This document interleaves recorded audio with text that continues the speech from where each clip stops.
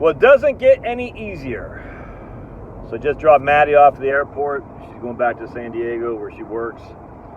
And just for you unaware, Maddie's my oldest daughter. She's 23. And she graduated with a master's degree from Georgia Tech. She took a job, internship in Houston last year, and actually got a full job in San Diego. And she's just kicking ass and taking names. But she was here for a couple weeks because she can work from home, and so that's pretty cool. And it's funny because I remember when I first dropped her off at Georgia Tech, when she was a freshman.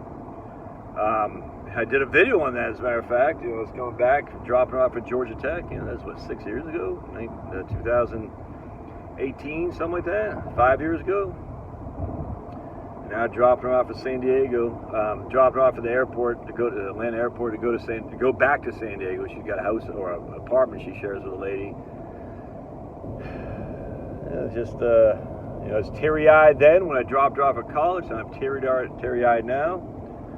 And then I remember dropping Chloe off when Chloe left to go to UGA. Now Chloe's going to be in her third or fourth year. And then I got two boys coming up behind. One's going to be a senior next year, and the other's going to be a junior next year. And it's just going to be Charlotte and me. And you just take it for granted. Like I was just telling Maddie, I was like, man, it just feels like the time just went by so fast. And I sat the way when she's home for 2 weeks. I said, did we spend enough quality time together? That's what you always think. Did you spend enough quality time together? And and the answer is, of course, you can only do what you can do. I don't know. I mean, the question is, were you there in the moment, though? That's the issue. Were you actually in the moment when you're talking? Because spending quality time, like just driving down the airport with Maddie is spending quality time. You know what I'm saying? Because you're in the moment. You're not doing other things. Listen to with an ear over here, watching the internet. Watching TV. Whatever. You're actually in the moment with your person you're talking to. That's quality time.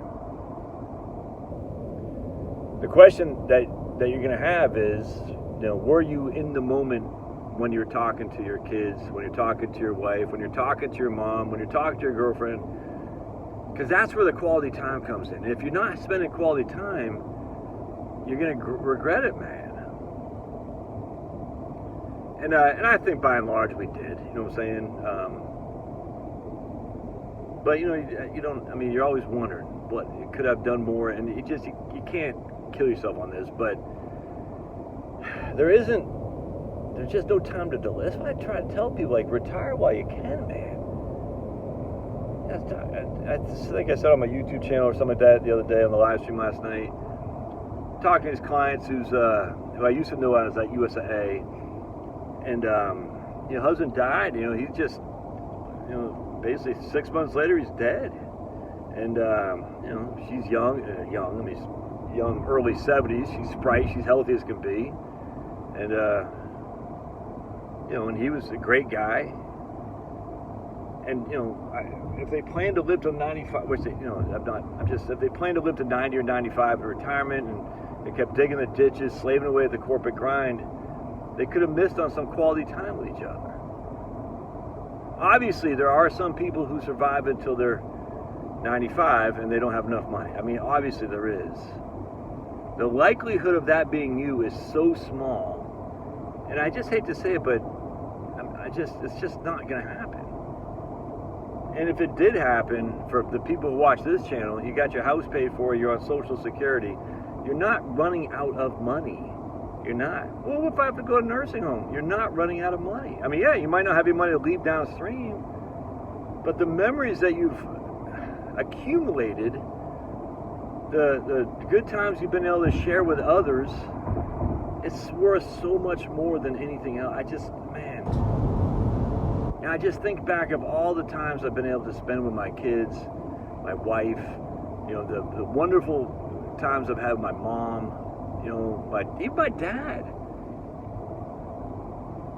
I mean, there are times in there that just mean something to me, that have a legacy created by the times talking to my family. What are you doing, buddy? I'll never forget just one time. I remember this like it was yesterday. We're watching the Capitals on HTS, Home Team Sports, when we lived in Silver Spring, Maryland.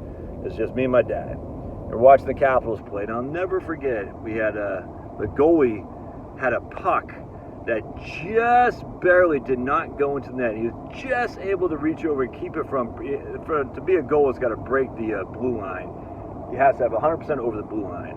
And the goalie is just able to reach behind him and stop the puck from getting 100% over the blue line, where there's some white space where you can actually see the separation. I'll never forget my dad just saying like, "Whoa, look how close that was." You know what I'm saying? And that's quality time. We're watching a hockey game together. You know what I'm saying? Now, many times, my dad be watching, This Week or Lou Rukeyser or something like that, even though we have any money. But we always loved Lou Rukeyser. And ask a question about somebody, goes, "Shh, I'm trying to watch." And that's not quality time. That's not quality time. That's not taking the time to answer.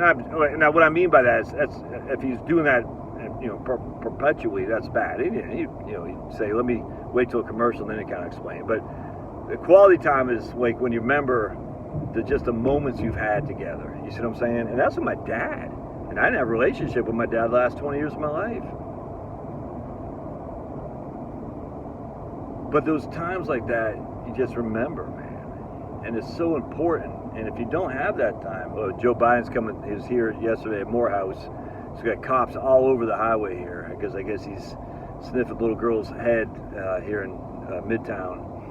So the cops got to protect him so he can sniff little girl's head. Ironically, with Sniffy Joe, he was talking to this Morehouse family, and he was talking to this little black girl. And I found it ironic that he wasn't sniffing her head.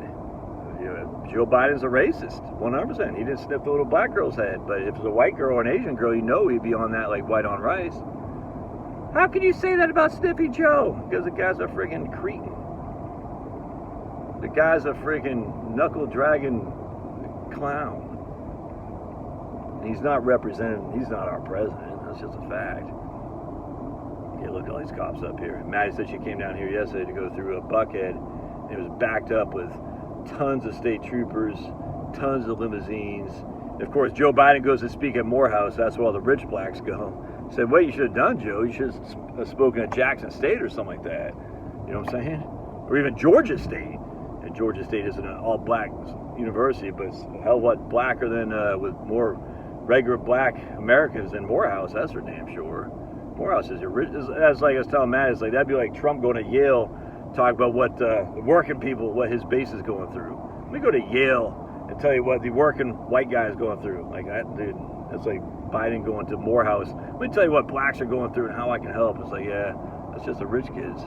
Dude, why are people in the left lane who just refuse to go even the basic speed limit? So I got to get over to the fourth lane to get around the guy in the left lane who's like, ah, ah.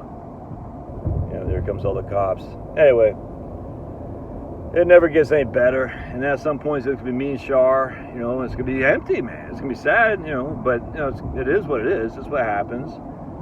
But I just hope that we've had enough quality time for memories that my kids have memories of me, and they will, as I've had with my own parents, who weren't the best parents. You just see what I'm saying?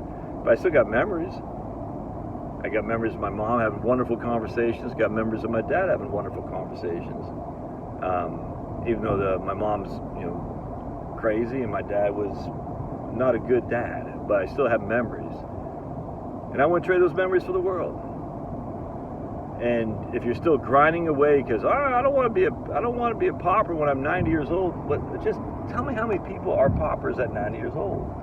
I don't want to go on Medicaid. All right, hey, so work an extra 5 years so you don't go on Medicaid. I highly doubt you're going to go on Medicaid if you're watching this channel. But even if you did, so what? So to lose the opportunity to have good memories of my family right now so I can avoid going on Medicaid, does that make any sense? Is that a trade-off you want to take? I just find that to be silly. But all right, God bless. Love your thoughts. We'll see you.